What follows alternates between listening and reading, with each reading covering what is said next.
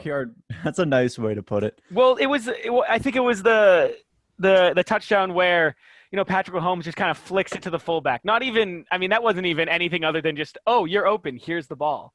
And the fact that worked shocked me. And I think that's when I realized in the game, the Ravens didn't stand a chance. I mean, the second that the opposing team can pull off that kind of stuff, I mean, what are you even game planning for at that point? Because it doesn't even matter. You could have the perfect plan. And this guy's, throwing it under his leg, dribbling, it's going off.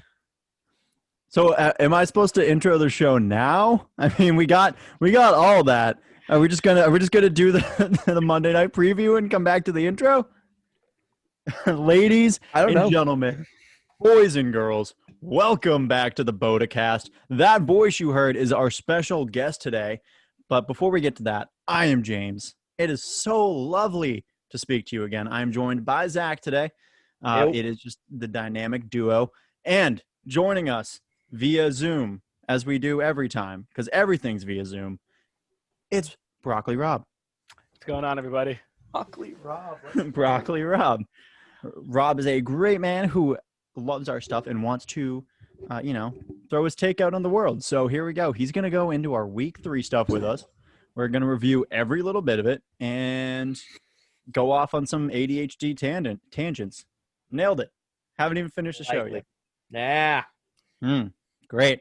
Not even past game 1. So you already kind of touched on it, but let's talk about last night.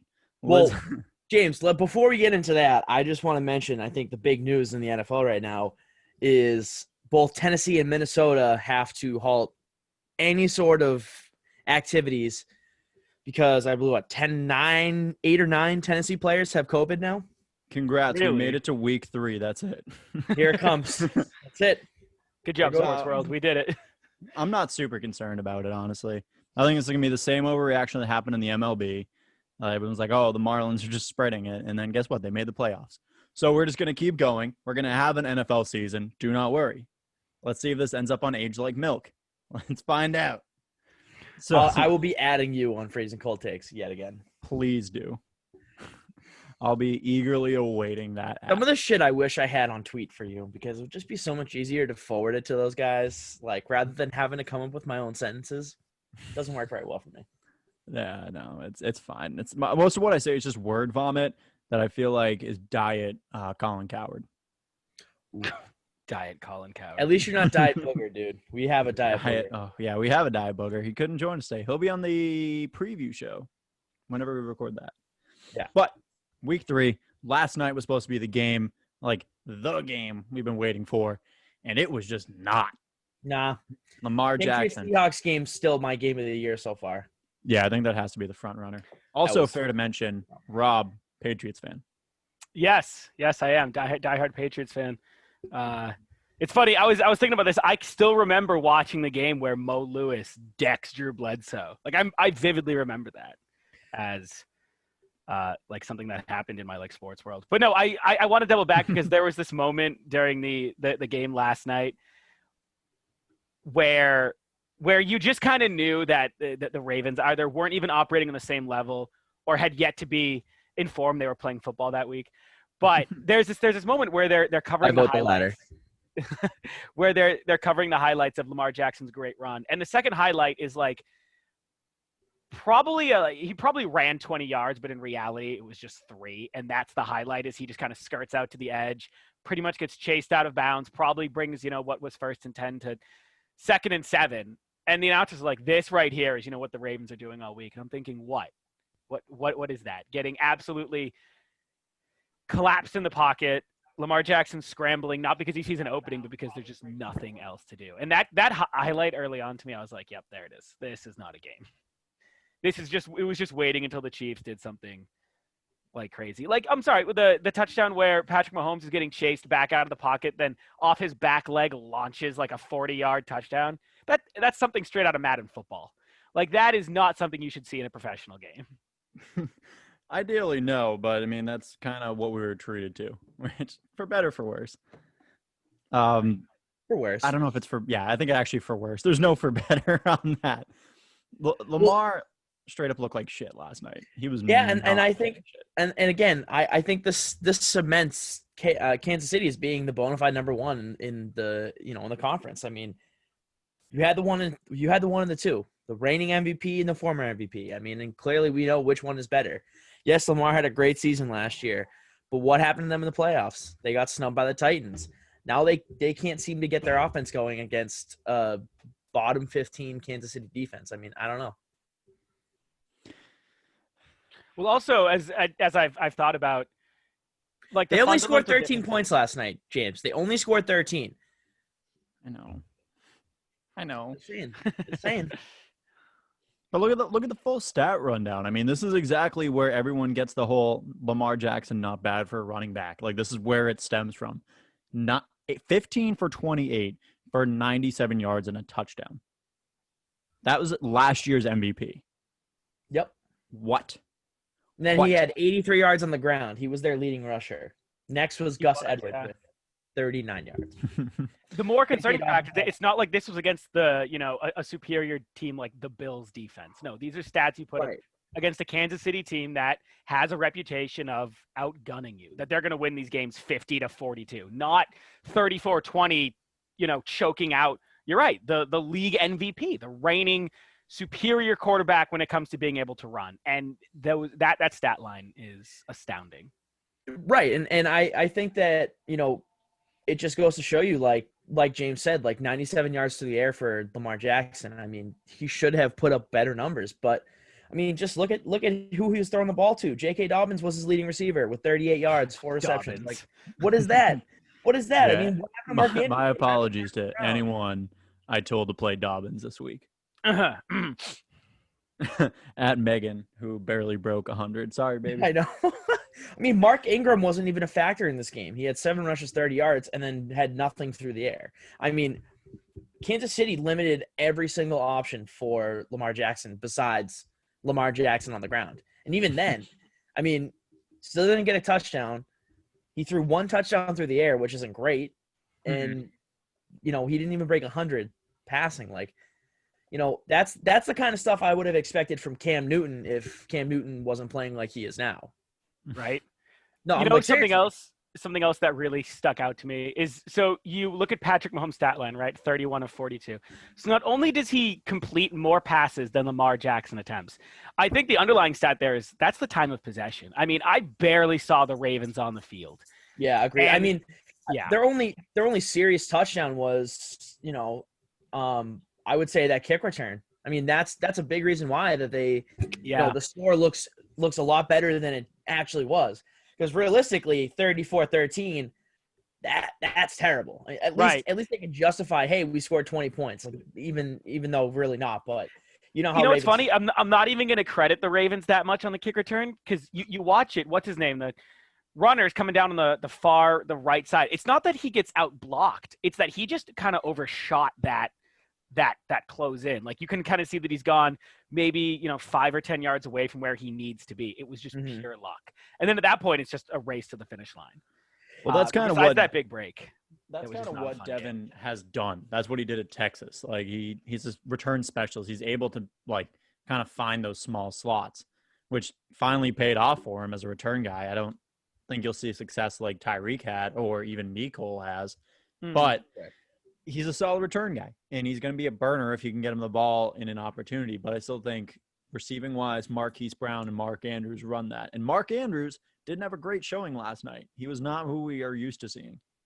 No, a lot of dropped passes by Mark Andrews last night.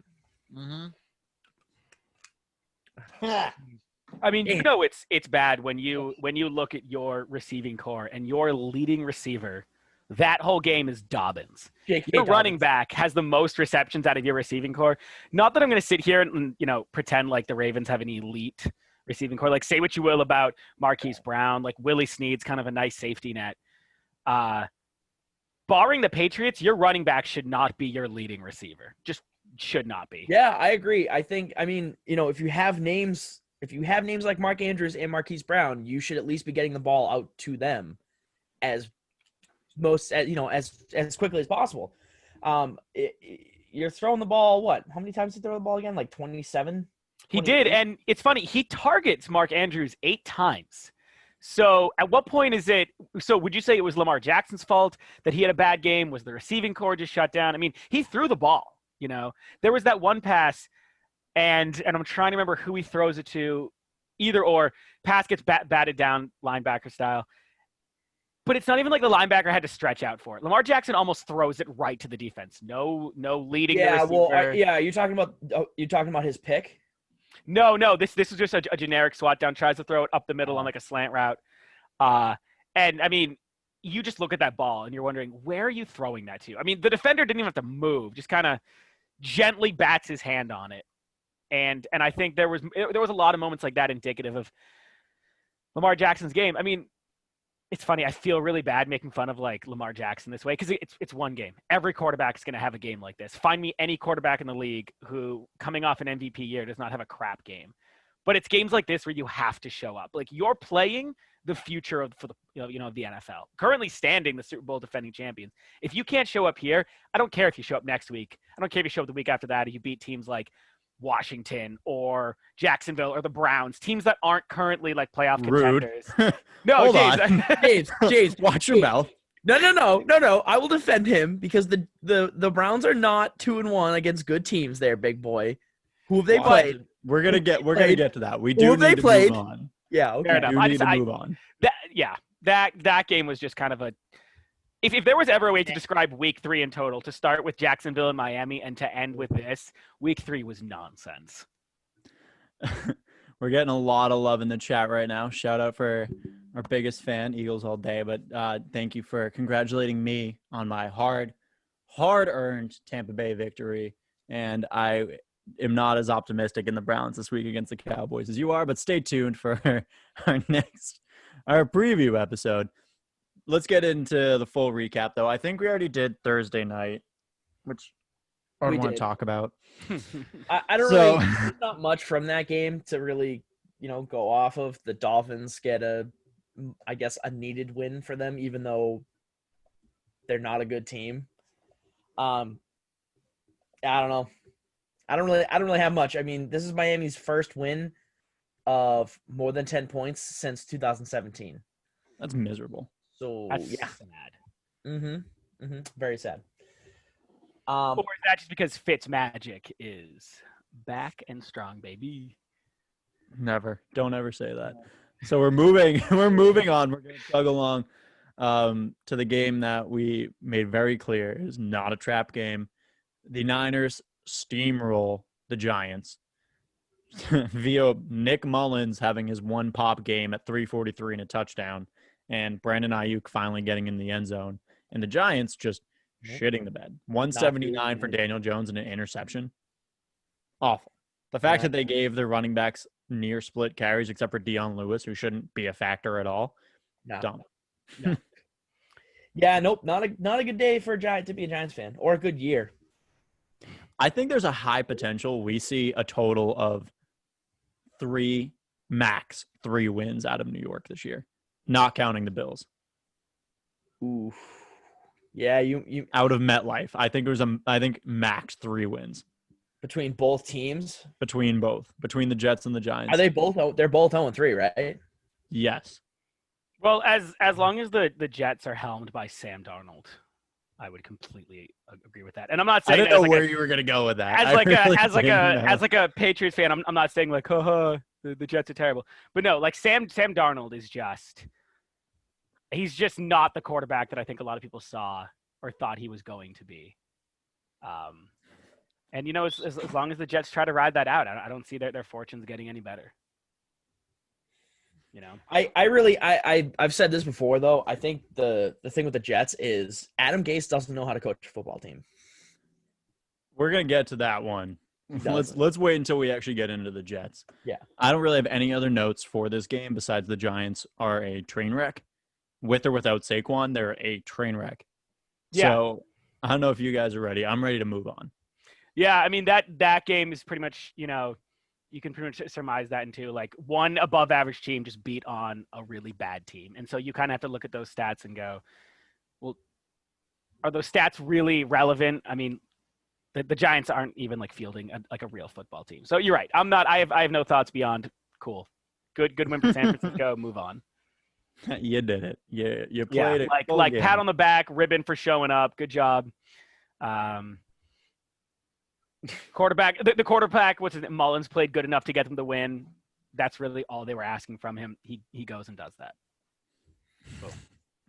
Not wrong. I mean, Not wrong. you don't really have any other storyline. I mean, Kittle's down. Jordan Reed, who they signed on the offseason, had a good 2 weeks. Down. Bosa's down. Bosa's down. Bosa down. Solomon Sherman Thomas down. Yeah.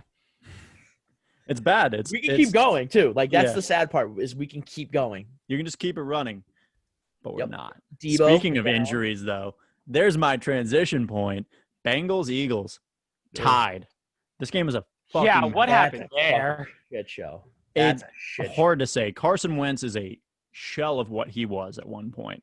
Yep. I mean, even with the 225, the 2 interceptions were awful. He is not performing up to standard.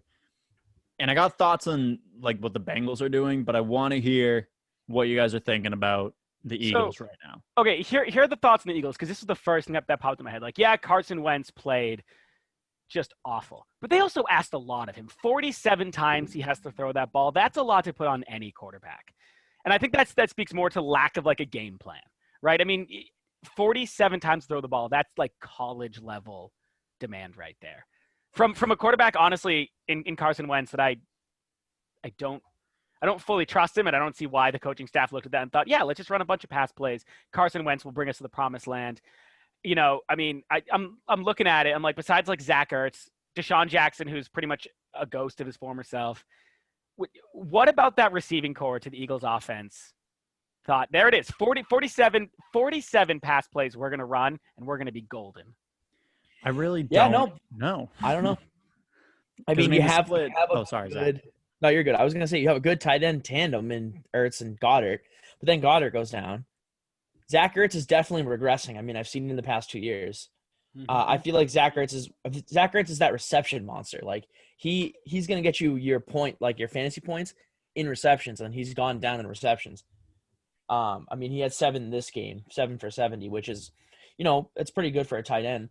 Zach Ertz level, maybe not, but I don't know. I kind of talked about this during the summer, like when we were talking about our our season outlook. I just knew Carson Wentz was either going to get injured or he was just going to play terrible. Like he's not the same person. He's sustained serious injuries the past 3 years. Yeah, and I just know. How do you build around that? Put my man out there. Put Jalen. Yeah, is it me, or is Carson Wentz turning into? And I mean, James, you had to know that I was going to somehow tie this in. Is Carson Wentz turning into like the Matt Stafford of quarterbacks? Phenomenal fantasy numbers, but zero that doesn't translate well to like playing, right? And I'm not saying this to like crap on Matt Stafford, but I'm saying like at what point is he just a fantasy quarterback? I give him like you're going to get your what? I think he put up like 24, 26 some odd fantasy points this week. Solid for a quarterback. Yeah. Not bad for running back. But he's not. I don't think he's the guy that you want on the field right now. And I know it's like way, way too early to put Jalen Hurts in, but I mean, I'm not opposed to maybe hearing some stories coming out. Maybe he's getting more reps in practice coming into this week. I wouldn't be shocked if a transition comes this season. Something the Eagles just did that I'm very pumped about is I am big into him as a player. Hakeem Butler was just signed, who was released by the Cardinals earlier this year, and they listed him as a tight end. He has the body, so it looks like for the time being they're going to swap out Dallas Goedert and run Hakeem Butler as a quicker tight end. It's going to be interesting, and I don't know how it's going to work.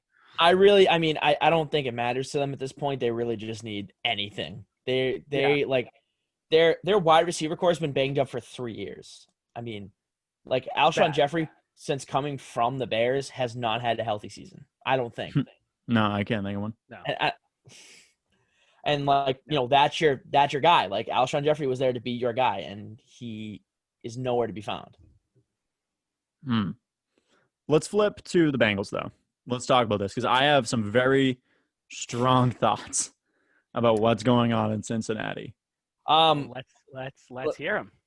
Let's hear him. Let's unleash it off the bat. Yeah, dude. Tell me your thoughts on Joe Burrow, future of the NFL. So, I mean, good quarterback, bad team in college. Yeah, Wait. I talked about it last That's the entire take week. right there in the whole sentence. No, I mean, I talked about it last week where I said they needed to protect him, right? Joe, I know you don't listen to this, but you should. You aren't in fucking college. You aren't playing Mississippi Community College, which is borderline in elementary school. You are in the NFL. Your cute little scrambling is not going to work. You got laid out. All right. Oh, You can't yeah, do you got that absolutely against hockey Calais check. Campbell twice a year. You can't do that against Myles Garrett twice a year. They are going to make you pay. You have to stay in the pocket. If you're going to scramble, get rid of it. Don't try to dance around because the NFL is different. The NFL is going to make you pay, and that's going to shorten your career. You have a wealth of potential, but you're going to screw yourself. Send. Yeah, I mean that speaks volumes to my thoughts on like running quarterbacks. But I totally agree. And you always kind of watch that, especially with a quarterback coming off his first season of, or his last season in college, and then if he ends up starting early in the NFL, you see a lot of that. You see a lot where he thinks that he's just as athletic as some of those defensive players in the league, and it's just not like that. You're like grown men like Myles Garrett will just absolutely bulldoze him if he tries to skirt or skate around that. Mm-hmm. That being said, I thought Joe had a decently solid game. I've seen a lot of quarterbacks come into his position on better teams and not do as well. Mm-hmm. I like Joe Burrow. You're not wrong. Do I absolutely want him to stop scrambling? Yes, but I generally want a lot of quarterbacks to stop scrambling. If I'm a Cincinnati fan, I hate that every time he steps out. Every time he goes out wide, my heart's dropping. It's into my stomach. It's kind of what I imagine like the Aaron Rodgers effect is. Like anytime Aaron Rodgers gets hit, don't tell me that Green Bay Packers fans don't hold their breath for a second thinking, did he just break his collarbone? It's that kind of like hold your breath for a moment. You're not wrong. But all in all, his receiving core showed up. Tyler Boyd, great game for him. I think he caught 10 of his 13 targets, 125 yards, good game. AJ Green's just a safety blanket, so he's kind of. No longer is AJ Green the man that he was years ago, but he's supposed to be there, as Joe's backup. Giovanni Bernard played pretty solid. All in all, I thought you were just going to end it with game. Giovanni Bernard played. Giovanni Bernard put on the cleats, put on the helmet. Good job. He was on the sideline. Great play. That's great. Yeah, just high-fiving and clapping. The fact that it ends in a tie, though, is always entertaining because that's got to be one of the rarest events. The fact that you get to overtime and both teams can't get it done speaks volumes. Not only that, both teams had a red zone trip. Yeah. Yeah. There's as in a one. No. Meaning like in overtime, both of them had a red zone trip. And didn't score. I don't know what the fuck I was talking about there. I don't know either, James. I didn't really I saw like clips and through of it. I didn't get to watch the game because of market, but I was like, all right, I guess they were only there once. I'm gonna believe Zach. I think what's really funny is they had all one going like trip and scored 23 points. Fuck it. We all have like decently okay thoughts on this game, and then we have to look at the fact that both teams are 0-2-1. We're like, yeah, Bengals played fine. I'm like, are you kidding me? They don't have a single win, and we're all like, yeah, fair game. Lots of fun. Football was thrown. We was there. Well, but like that's an expected thing for the Bengals, though. Like looking at the Eagles, so like 0-2-1 for the Bengals. Like, oh shit, though. Like they have a better record than the Jets. They're at least trying. They like at least tried. Like at least the quarterback is trying because that man has no protection. Like his offensive line is most likely the worst in the league. It's real bad. Yeah, that's not an overstatement either. No, the Bengals have had the worst offensive line, 5 years in a row, for fuck's sake? Like, seriously, get this man some protection. Seriously. All right, and, guys. like, more so now than ever. Ooh. Now than ever. Because now you at least you have somebody behind center who you can look at and go, yeah, trust it. It's like, yeah, you mean we're didn't trust Andy Dalton? Sign you, Joe Burrow, number 1 pick overall. Guess what we're not going to do for you? Get you protection. So have fun out there, kid. Was I the only one super stoked at the idea that Jerry Jones was going to pit Dak and Andy Dalton against each other? Because nothing would have made me like laugh harder than if Andy Dalton won the starting job. Right, and then he still sucked because he's not a good quarterback. Because he's Andy Dalton. I don't know why people forgot that it's not like Andy Dalton was in a really he was in a bad situation with the Bengals, I'm sure. But it's not like, oh, Andy Dalton's great and the Bengals suck. No, like collectively, that was just not an all there put together football team. No, I mean Change of venues not going to all of a sudden unlock this magical potential Andy Dalton was sitting on. you Love it. you had 5 years where they made a playoff, where they made the playoffs as either a 2 or like a 4 seed or whatever. Please tell me how many games they won collectively in 5 years in the playoffs. Please. 0. Big fat 0. So after 5 years of making the playoffs and not winning a single fucking game, including divisional and or wild card, you gotta lump the quarterback in. I mean, you already said this, but no matter how much you can say that it was the no matter how much you want to sit there and be like, no, the coach didn't plan right. That was bad, No. Okay, Andy Dalton. I have my thoughts on Marvin Lewis too, but dude, we're not gonna get. We have so many more all in games. all, We have more teams to go. I'm just saying. I think the Bengals sitting at 0-2-1. That's the most positive 0-2-1 team that I can look at right now and be like, no, I'm actually pretty okay with what you guys have going on. Yeah, barring Joe Mixon, who's been a dud. Yeah. Dude, 17 carries for less than 50 yards. Not great. Are you kidding me? Let's talk about a running back that actually had a day, though. And let's talk about your boy, multiple, the Patriots and Raiders. Both teams coming in. Okay. I have so many thoughts on this. So many. And Rob, I mean, you're here, man. Go off. No, Go off, okay, Queen. so yes, Queen. Yeah. Definitely. I don't want any Raiders fan to walk away from this game and think, man, we got stomped. No, the Raiders are an incredibly talented team. I mean, they handed it to the Saints last week. Definitely expected going into this game that they were going to put up a fight, and they did. I mean, Cam Newton was all but useless, and there was, Cam Newton scrambles at some point and throws the first pick to oh my God, what is his name? Abrams. And that might have been the worst interception I've ever seen a quarterback throw. Cam panic scrambles out of the pocket and tries to Patrick Mahomes, backyard football sling it. And I'm like, stop. That was pretty terrible. That was pretty brutal. That was brutal. I think Sony Michel had a great game, but don't for a second think that is something to expect out of him right now. I think he had a couple of really great gaps that he hit fast. My man. And those gaps aren't like, oh, Sony Michel had the running back vision. No, he just lucked into these halfback draws. The line just happened to move. So a lot of those runs, I think, are faux stats. I think the real hero of that game, hands down, is Rex Burkhead. Safety blanket right there. Anytime Cam was pressured, and he was effectively pressured by the Raiders on almost every possession, Rex Burkhead, the bull, just full on carried him through. A lot of hard hits that I saw him kind of shrug off or kind of lean into. But what I'm saying here is don't think that the Raiders, losing 36-20 is a thrashing. It's not. It really, that number doesn't tell the full story. That I think the Raiders played it. Besides the penalties, I think the Raiders played a solid game. Yeah, they did play a decent game. I think this is a really good defensive game for the Patriots. I mean, they gave up 20, obviously, which is not what you would expect from an elite defense, but they did have 3 turnovers, and one of those was a scoop and score for a touchdown. So I mean, again, that's what you expect out of this defense is they're big into being able to score points on through all 3 facets of the game, whether it's obviously offense, defense, and special teams. But I mean, defense is a huge one for them for the past 2 years. I mean, last year they scored 10 touchdowns by week 10, I think. They scored last year was terrifying. Fucking crazy. I want to give a quick shout out to my man Hunter Renfrow. Huge fan of his game. So happy to see him kind of get some stuff going. I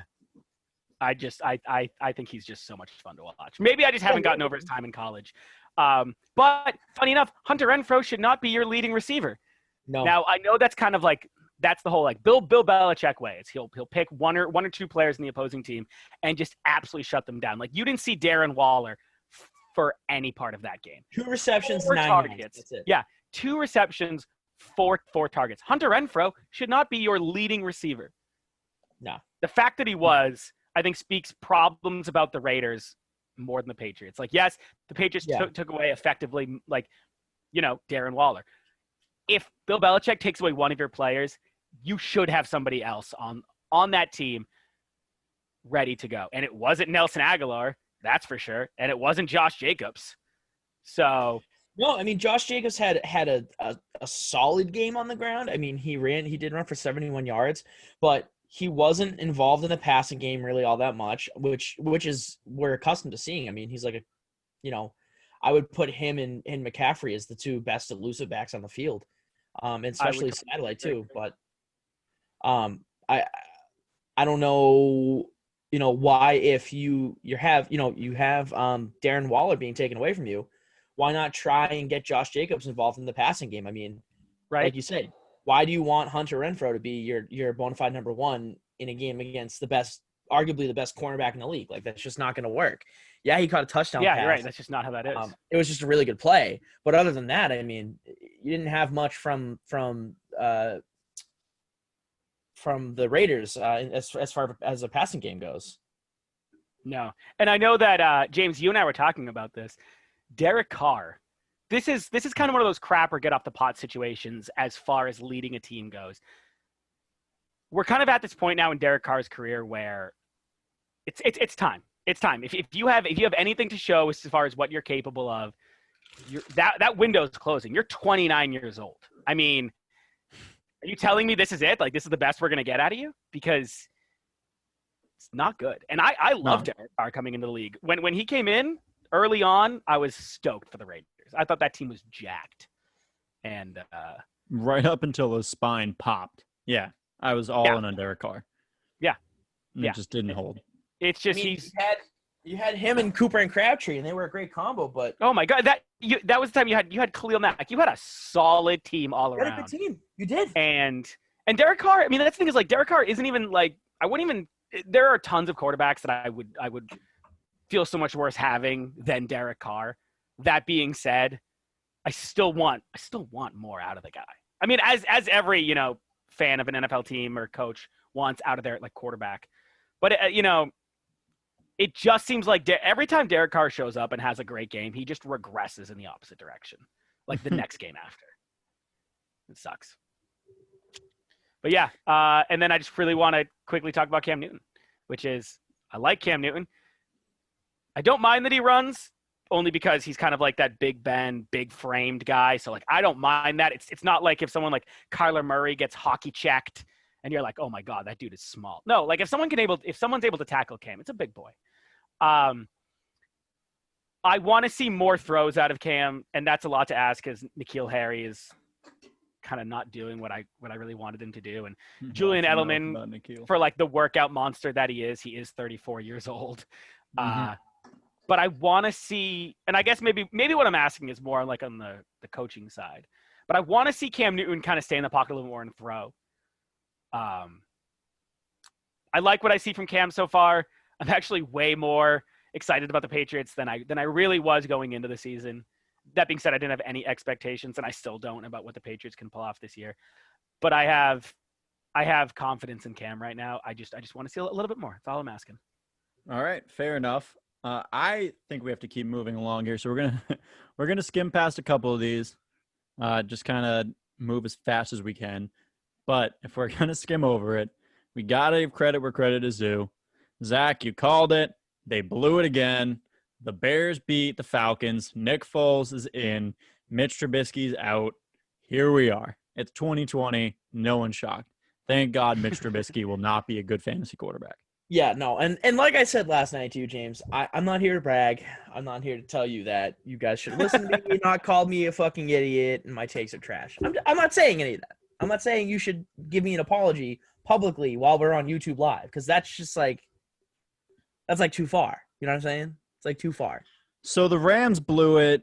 The Bills made a big – the Bills pushed through. Josh Allen's arguably pushing to be an MVP this year, man. Top tier quarterback he has been going into this. Also, are we almost at a point now where we can maybe reevaluate where the Bills defense stands? Yeah, because I think they have a lot of potential, and they were a top 3 defense going into this year, but what we've seen out of them is just leaking points. Yeah, I mean, it's one thing to give up 32 points to LA. I mean, that's a very comparable team. But what is it? Last week against Miami, they gave up like 30 points. I'd have to look back. They played Miami really well up until the third. I think maybe like halfway through the third, and then Miami just decided to go off. I mean, I just think they have these Imagine bits. saying that sentence last year, and then Miami decided to go off. Yeah, no kidding. Well, I mean, I just think there are bits and pieces of the game where the defense just lets up. Yeah, Because it happens. you have points where it happens. It shouldn't happen. I mean, this is for all intents and purposes, this is the third game of the preseason, and they're 3-0. You know what I mean? So Yeah, the defense hasn't had the standard 4 games to kind of gel together and then go from the first game and be ready for the first game. I mean, yes, they played. I mean, really, they probably got the best slate of games out of any of the AFC teams. They played the Jets and then the Dolphins, and then they had to play the Rams, who were good, but it was a good game. They should have not given up 32 points. They were up 28-3, a little Falcon-esque, but no. No, I mean you're right. From a defensive standpoint, especially as high as a lot of people hold them to be. No, and it's one thing 32, but you're right. A collapse of 28 points over the course of 2 quarters is concerning. But that being said, they get away with it because Josh Allen. I loved what I saw. Good reads, good checkdowns, not really panicking. The key for me, though, was he put the ball where it needed to be, which is such a simple sentence, yet surprisingly, a lot of quarterbacks struggle with it. Josh Allen put the ball right where his guys needed that ball to be. And that's why I think Josh Allen is you're right. I think he's heading towards an MVP candidate right now. I mean, just a stud. It's going to be a fun race at the end of the year. I know Zach won't buy in, but I still don't buy it. I don't buy it. He's having a good 3 games, and that's fine. But look at his opponents. Yes, he's getting the confidence, and I'm really happy for him because if he does well, that's great. But he played the Jets, he played the Dolphins, and then he played the Rams. Again, like I've said, the Rams defense is Aaron Donald and Jalen Ramsey. That's it. That is it. There's no one else on that defense that can actually make plays that need to make plays. Mm-hmm. I mean, you had at what point? You're right. At what point does his strength of schedule shift the way you look at him? I can agree with that. Yeah, I mean, yes, he's like I said, he's putting up good stats. I don't know his specific stat line because apparently I just clicked an ad rather than the stat line. Hold on. Okay. So 311, 4 touchdowns. I mean, so that's a really good stat line. You have other quarterbacks that are doing that too. What's more impressive to me is Russell Wilson and how he's doing it rather than, the Bills played the Dolphins, the Jets, and then the Rams. Mm-hmm. The Seahawks played the Patriots, the Cowboys, and then who did they play the first week? Yes. I don't know. Good But anyways, that was. But Russell Wilson Falcon. played 2 really good one really good defense and then another top 15 defense in the Cowboys. Talking about the Falcons, right? Really good defense. Okay, Falcons are different. But that's 2 games. But I know I agree. Russell Wilson to me is probably one of the most slept on quarterbacks in the league. That guy does not get the accolades that he deserves. He doesn't. It's so frustrating. He doesn't even get points towards the accolades he deserves. Right, and I'm sitting there, I'm like, MVP. does anybody who makes these decisions watch him play football? No, I don't think so. It's astounding. He has a cannon. For his size, he can launch that thing.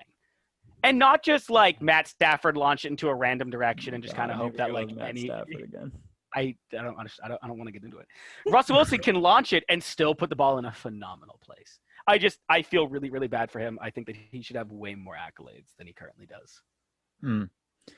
Agree. We are going to move on and talk about Seattle a little bit later. I'm going to quickly talk about the Browns because I think big game changer was not having Chase Young out there. I thought Willis did a good job up to a point defending him. The groin injury hurts him, hurts his chances. Dwayne Haskins was kind of being last year's Dwayne Haskins and not really making competent throws. I mean, 2 touchdowns, great, but the 3 interceptions that outweigh that.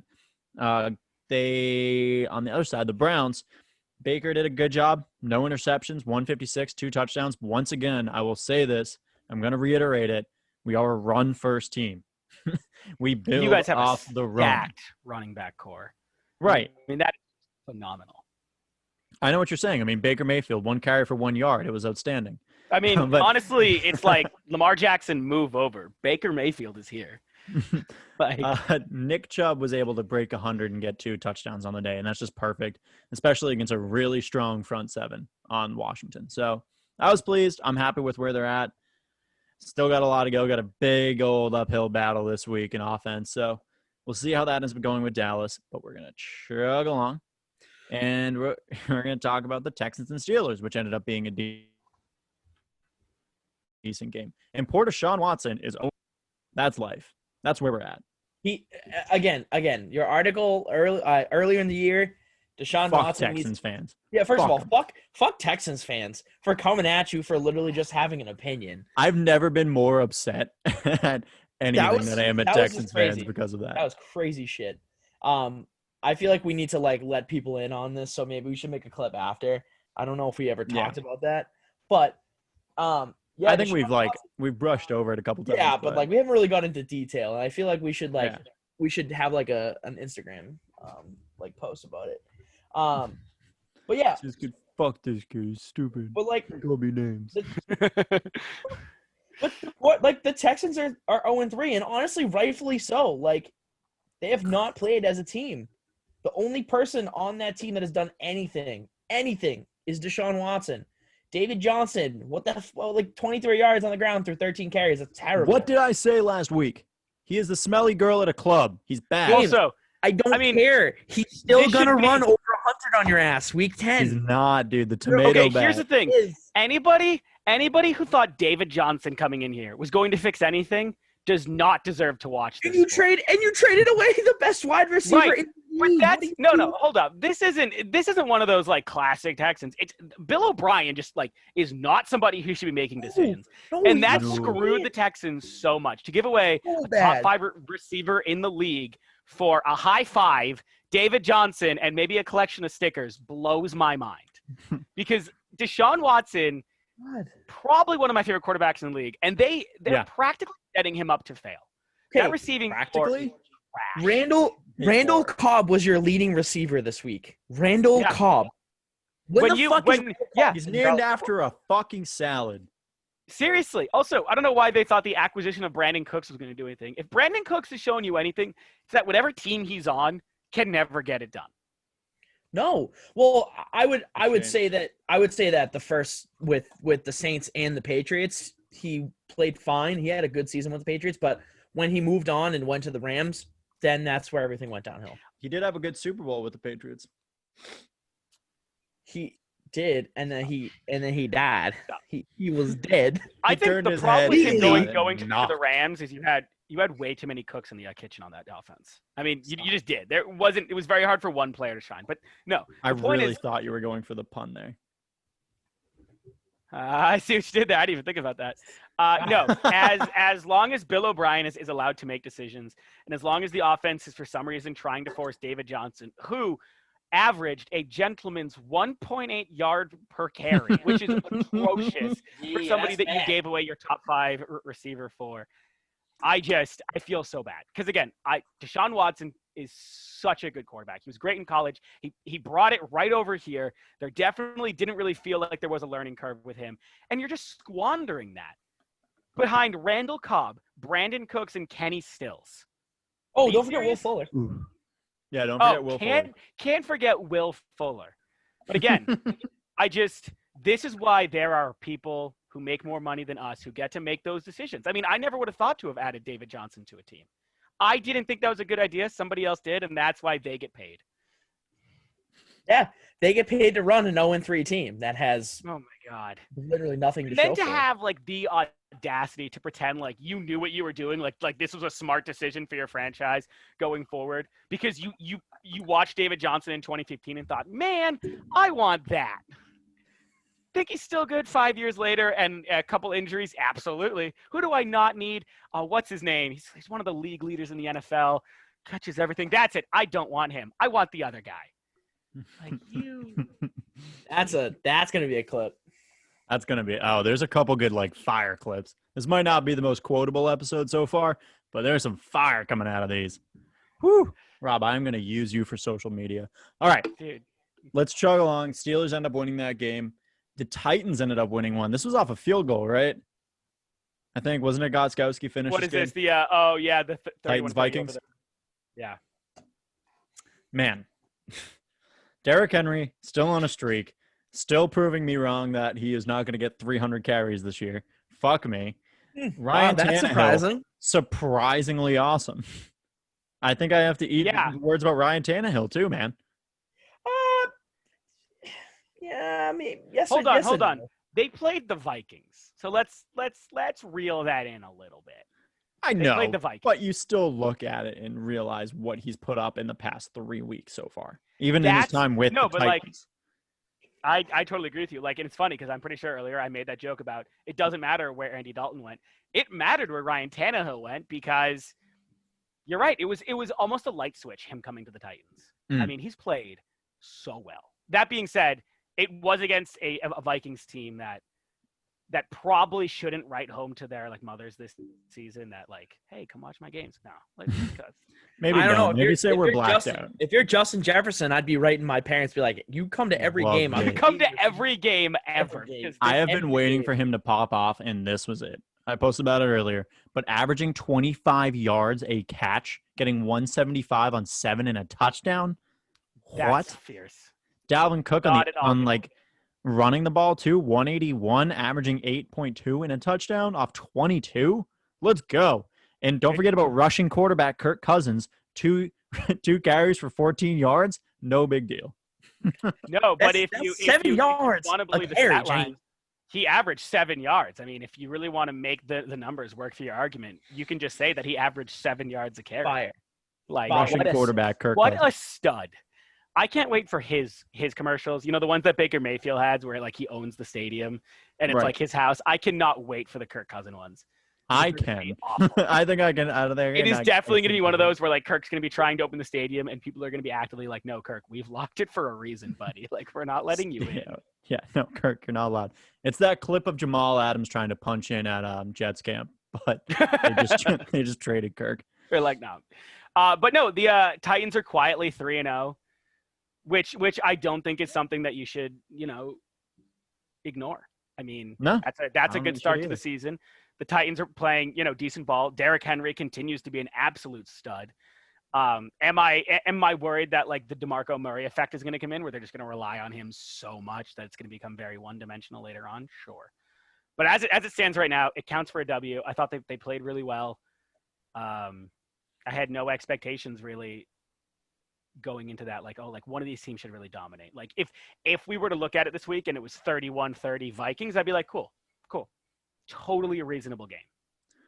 At what point, because I feel like this isn't a thing, do we start looking at the Titans as a playoff team again?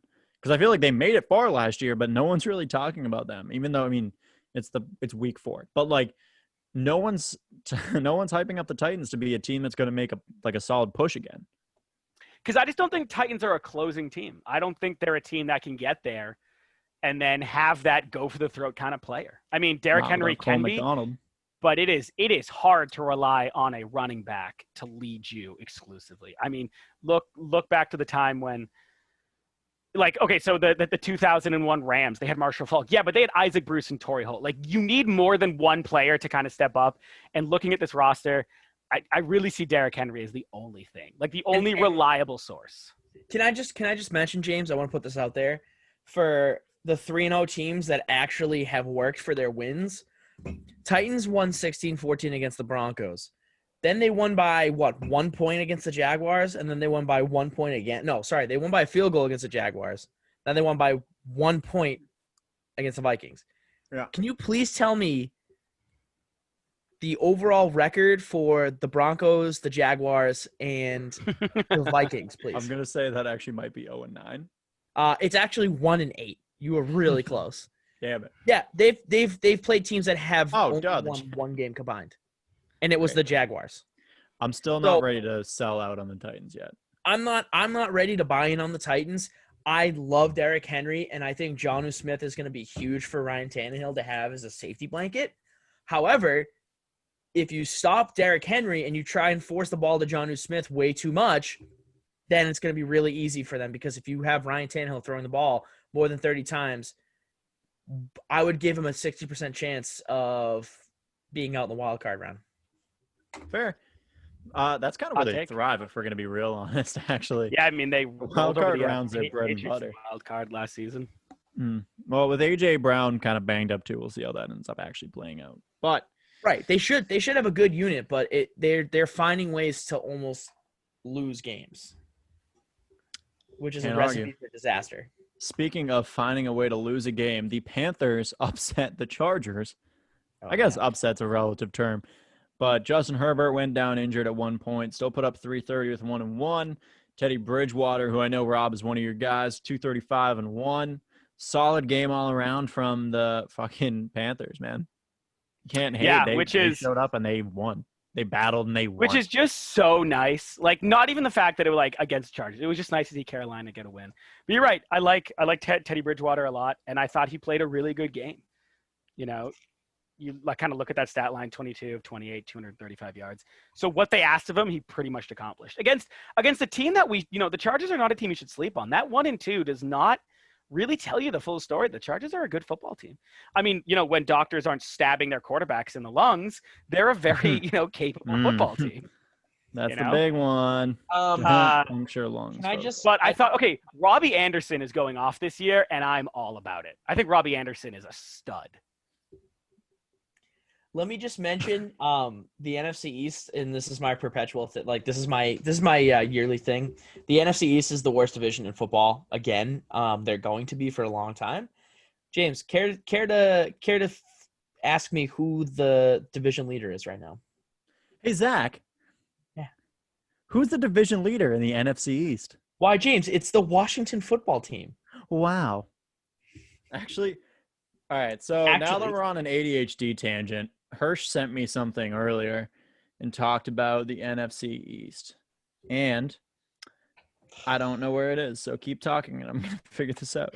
Anyways, but yeah, that was just my side tangent. I was looking through all the standings because I had to figure out what the overall combined record was for the three teams the Titans have played. Yeah, no, Washington is currently in first because they have a divisional win. And that was against the Eagles because the Eagles are bad. That's a bad football team. Here's my question. I know at the end of the year, a team physically wins the division, but like supposedly one team from every division gets it. Supposedly, right? But like, is there a chance we see another division winner 7-9 this year? Because oh my God, didn't that happen to what that happened to the Panthers last year? Last year? Oh no, never mind. No. No.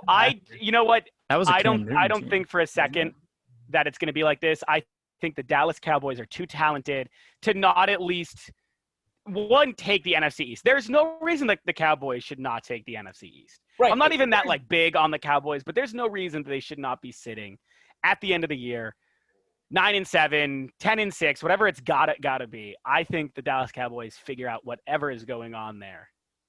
So I mean, realistically, they're the only team that has good talent on paper. The Eagles are technically second, but not for supposedly the Giants are a football team. Supposedly. Without Saquon, I barely give him traction in I'm as close as I can be right now to saying Saquon Barkley is kind of edging towards that bust territory. Wow. All right, hold on. I want to talk about the Cowboys more, so I'm going to say this real quick. Jets get steamed by the Colts. Adam Gase, your ass is on the hot seat. He won't have a job by Monday. We'll talk about it in the next episode. I really hope he doesn't. But then again, 36-7. James, does the Jets ownership care about their team? We've talked about this many times. Nope. Hell no. So, who knows? Maybe he'll get a promotion. That'd be hilarious. Well, I mean, I would agree to that because you're starting back as Frank Gore. You're leaving Sam Darnold to continue to – I swear someone told him at one of their many meetings was, listen, you want more interceptions than you want touchdowns. That's the stat line you're going for. And Sam was like, Adam? Adam's like, yep, do it. That'd be great. And Sam Darnold continues – Papa Adam. He continues to snap the ball and just think everyone on the field is someone that he can throw it to. Honestly, though, plot twist, they hired Jameis Winston as an outside consultant for that meeting. Future Hall of Famer Jameis Winston. Given a choice right now, you start Jameis Winston over Sam Darnold. Yes. You had to make that 100%.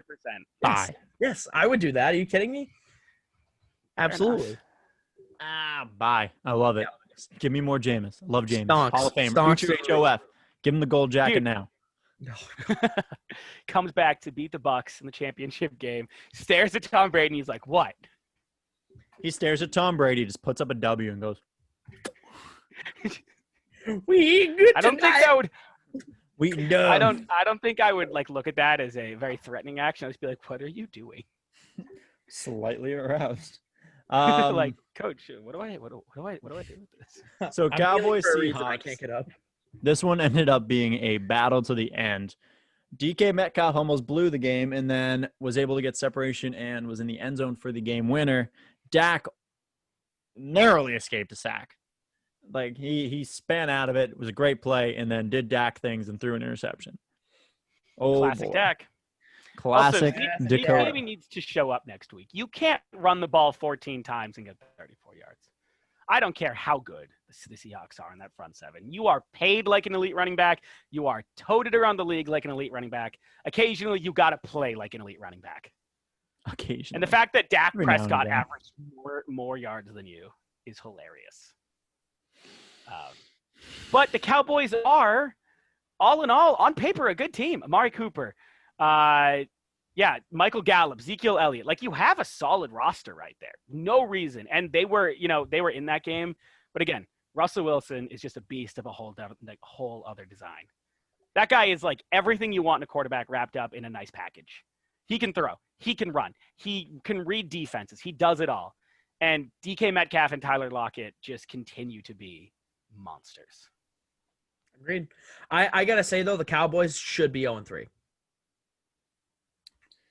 I would love that. They should. I They think shouldn't have won. They shouldn't have won that Falcons game. I mean, just by last week, the audacity of every Falcons player to go, shit, I guess social distancing means 6 feet from the ball too, huh? Fucking idiots. They had a 10-point lead with like 20 seconds left, and they blew it. Yeah, but that's just like what the Falcons do in practice. They meet up, for their weekly scheduled practices, and then they do the guys give up the lead drill, and they just kind of carry it into every single week. Also, did you see how many times that Dak Prescott had to drop back and throw the ball? Did you see that? 57 times. Oh yeah. 57. That's a ludicrous amount of times to ask your quarterback. Oh yeah. It's ridiculous. I mean, you shouldn't have to do that. Now, this is the kind of game where I'm actually okay with it because of how banged up the Hawks secondary is. If you're not getting production through the ground and they were forcing it through the air and it worked for them. So yes, 57 attempts for at throwing is ridiculous, but against the secondary like the Seahawks right now, it made sense. It made sense for this game at least. I lost my complete train of thought. I'm not gonna lie to you. No, we're almost done. We have a fellow BOTA boy, Chris, trying to join in live right now, and we just told him driving home right now. No, just focus on driving. Just go home. Jesus Christ. Okay. Okay. What do we talk about there? Okay. So we are what? Wiggity whack, wiggity whack. So our next game on the block that I was gonna talk about is how the Lions managed to upset the Cardinals. Stop. How? No game upset me more this week than the Lions. So Rob, I know Matthew- you're a vegetarian, but I know you got some beef with Matt Stafford. I have, first of all, I love good myself shout for out that there. one. And if there's any vegetarians, keep on keeping on. No, I have huge beef with Matt Stafford. It baffles me how he lines up under center every week. I do not think he's a quarterback that should be starting. The fact that he beats the Arizona Cardinals this week frustrated me more so because the Cardinals just kind of like gave up in that game. But I sit there and I'm like, stopping Matt Stafford is not hard. You literally just got to play man coverage, and that's it. He'll throw the ball to you. That's just what he's going to do. He's going to step back. He's going to launch it in the air, hope in a prayer, and hope that the ghost of Calvin Johnson will just jump in and catch the ball. And it's not like that. The ghost of Calvin Johnson's still very much alive, by the way. True. Although I guess no one just has seen him. Although no one knows where he is. You ever seen him and his ghost in the same room? Neither Dude, have I. there it is. There's my hot take. Calvin Johnson is still alive. Stay tuned. That being said, even though the Cardinals lose, really love what I'm seeing from them this year. I think Kyler Murray, the fact that Kyler Murray and DeAndre Hopkins clicked almost immediately has to be really satisfying for Cardinals fans because, again, DeAndre Hopkins is a monster. But you know what's funny is you watch those games. You ever watch when Kyler Murray just kind of steps back in the pocket and panics early? What's the first thing he does? Launches it to DeAndre Hopkins. Zero concern to do his other checkdowns. He just like, I'm going to get it to DeAndre Hopkins. Don't sleep on how hard that trust is between a receiver and a quarterback. There's a lot going into that. That's true. And I mean, any work they put in the offseason really ended up paying off because of that. They have the chemistry now. Mm-hmm. Which is like more him and important. Kenyon Drake don't know each other, but that's fine. That being said, Lions win this game. Frustratingly, it's whatever. I mean, like all like jokes aside about how I feel about Matt Stafford. A win's a win. They got it. They wanted it more than the Cardinals. I'd be shocked if Patricia's even in the organization finishing out this year in any capacity. But there's no reason that you should let players like Kenny Golladay score on you or TJ Hawkinson. I mean, 7 targets, watch your mouth six about catches. Hawk. Dude, these are my takes. These are my takes. But yeah, I'm not a fan of Matt Stafford. Other than that, I don't mind the rest of the Lions team, but I definitely think that the Cardinals, I think this is good for them. I think this is a fluke going into the week. Probably going to reevaluate some stuff and go back at it. But I think the Cardinals are an incredibly capable team 3 weeks in. Speaking of another team we thought that was going to be real capable, the Broncos have been shitting the bed without Drew Lock. Yes, they have. Cortland Sutton. Broncos been shitting the bed for years. Their bed is Regardless full of- of shit. I mean, Loaded. Driscoll. When Jeff Driscoll's your starting quarterback, I don't know what you're expecting going into that. No, don't worry. We're going to get Blake Bortles at some point. Dude, But- I can't wait for Blake to bring the Broncos and finish out the year 13-3. Calling it right now. Until then, Tom Brady looks young again. God damn it. Yeah. 297, 3 touchdowns. Stud. Scotty But this Miller is because apparently it's is a because deep this offense like begs for a quarterback like Tom Brady to be in it. Which is funny because you look at it and you go, well, yeah, how did Mike Evans do that week? I mean, he catches 2 balls for 2 yards and 2 touchdowns. That's a fun little stat line to look at. I think Tom is doing real well in this offense. I also knew. I mean, I think we all did. I don't think any of us thought Tom was going to go to Tampa Bay and just suck. They have too many guys who can run the field. Jamie, sure. I think most of us here are voted, if we're gonna be honest, except for Chris, who would cry if Tom Brady ever stubbed his toe. Well, I mean, first of all, At Chris. love Tom Brady. Always gonna love Tom Brady. Say what you will, world, about Tom and all that stuff. That was definitely a game where the Broncos already lost coming out the gate, and it was just a question of how fast the Tampa Bay Buccaneers were gonna roll over. My big thing though. Another like average, first of all, a below average week again for Leonard Fournette, who I honestly expected to be a little bit more in the offense at this point.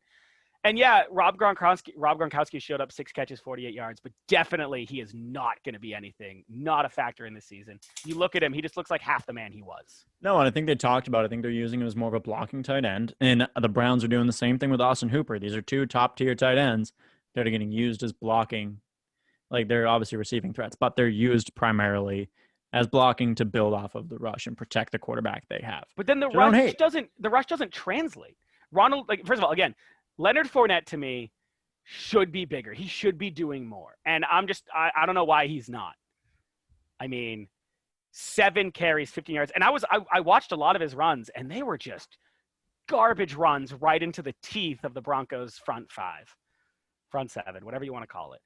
Leonard Fournette to me has been kind of a disappointment. I had very, very high thoughts about him, about like what he brought to the team. I thought the Jaguars didn't use him effectively. I thought personality aside, he was definitely going to be more of a factor. And so far, I'm just not seeing it. Oh, fuck. I forgot to talk about something. I totally, in my ADHD, forgot to talk about something on the Lions. Jeff Okudah sitting out and getting yelled at by Matt Patricia was hilarious. Did you see that? No? Okay, but he is Jeff Okudah is the last person to get yelled that should be getting yelled at by Matt Patricia. No, if it's a defensive team and your players are getting wiped out there, I mean, figure it out, Matt. Way to go, champ. Enjoy unemployment. So we're past the Lions, we're past the Bucks. Let's go into Sunday night. The Packers and Saints had a fucking battle, and it was amazing. Alvin Kamara won me my league. Thank you for those 40 points, Kim. What a Kamara, stud. Grill God. Grill God. Oof. Zach, tell me what you saw out of Aaron. That was just beautiful because it was a great performance. Yeah, I mean, both teams had a really good offensive showing. Both Drew Brees and Aaron Rodgers had comparable stats. Brees threw for 288 yards, 3 touchdowns. Rodgers had 283, 3 touchdowns. Brees threw more. He was 29 for 36. Rodgers was 21 of 32. No picks from either quarterback. I mean, both of them are playing to their capabilities. I just think it's weird that there were no picks for – let's talk about this. There were no picks for Drew Brees. Sorry to interrupt you, Zach. Yeah. Because he just kept short passing to, Kamara true. and Cook. Yeah. Exactly. But that's what you have to do when you don't have Michael Thomas. Yeah, you can't go the extra 5 yards to do a slant. Great. Right. You can't go the extra 1.5 yards. Right. Exactly. Great. But sorry, there's a reason why this team is 1-2, and that's because they don't have Michael Thomas. At Chris. Aaron Rodgers flat at Chris. At Chris.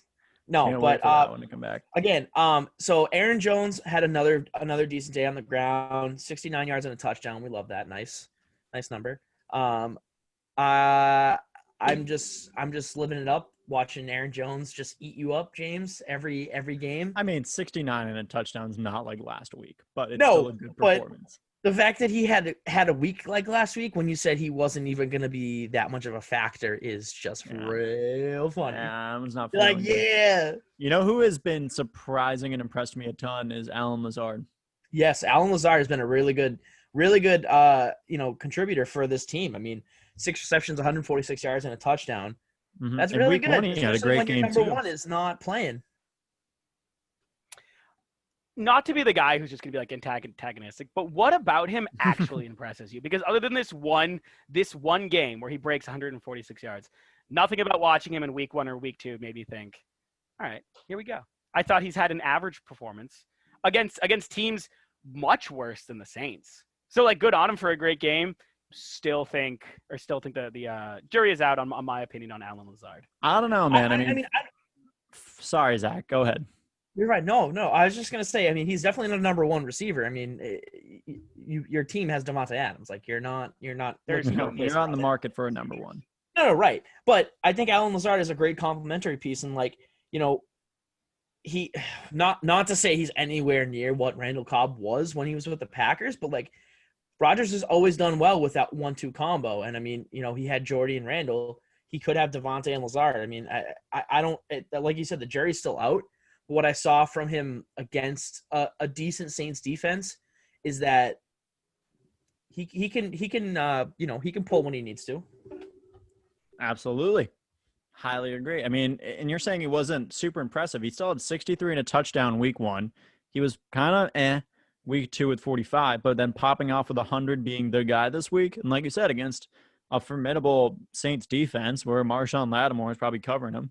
I didn't really know what was the coverage split on that, but yeah, I have faith in him. I thought the ability to get separation was really what kind of Oh, wait. Let's try not to use separate again when I'm talking about separation. I think what separates him when you're separating the receiving separation is the separation of separation. Yeah, and like watching it on separate screens is really helpful. No, but he showed me glimpses of a great wide receiver too.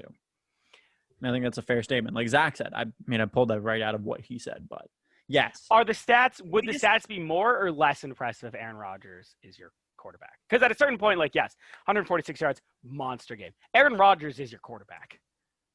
If you're getting the ball thrown to you by, like Marcus Mariota and you're catching it for 146 yards, absolutely. But Aaron Rodgers is your quarterback. I mean, it does. To me, I've always looked at it, and I've always kind of been iffy on stats. But anytime a good quarterback makes a receiver have a great game, you're like, well, yeah, because the quarterback's amazing. And Aaron Rodgers is amazing. He's a differentiating. But when he has a healthy collarbone. When his collarbone isn't snapped in half. Yeah. Mm-hmm. So that is our roundup for the week. We did it. We made it. Congrats. Nice job. A stat I want to put out there though for this game before you wrap it up, James. I apologize. No, I'm muting you. No, I don't care. A big reason why the Saints have been having so much trouble without Michael Thomas. Look who their leading receiver is. Alvin Kamara, 13 receptions, 139 yards, 2 touchdowns. He had more targets than all of his other wide receivers combined. Obviously, I'm not including tight ends for a reason, but yeah. Oof. It's very Marshall Falk-like. Alvin Kamara is going to continue to his stock is going to continue to increase. He's going to be a great satellite back. And yeah, I'm excited. I'm excited because I have him in a dynasty league mostly. But that's it for the week 3 recap. Rob, thank you for joining us. Do you want to promote anything like broccoli or spinach, maybe kale? Yeah, I want to give a veggie big burgers. shout out to cauliflower. Definitely a super underrated vegetable. No, thank you for having me. The ear or yeah, no, we'll have to get you back on sometime. Thanks for joining us. Yeah, Zach, you got any closing thoughts? No. Watch out for that Chiefs-Patriots game next week. I think the Patriots are going to end up playing way better than the Ravens did. I don't believe you. I don't believe myself either, James, but that's what lying is all about. So, all right. Well, ladies and gentlemen, thank you for joining us. It was our pleasure to have you this week. Rob, thank you again for joining us with our BOTA friends. Wow. Our little trash cans, our little cannies. You know where to find us at BOTA Sports everywhere. Instagram, Twitter, Facebook.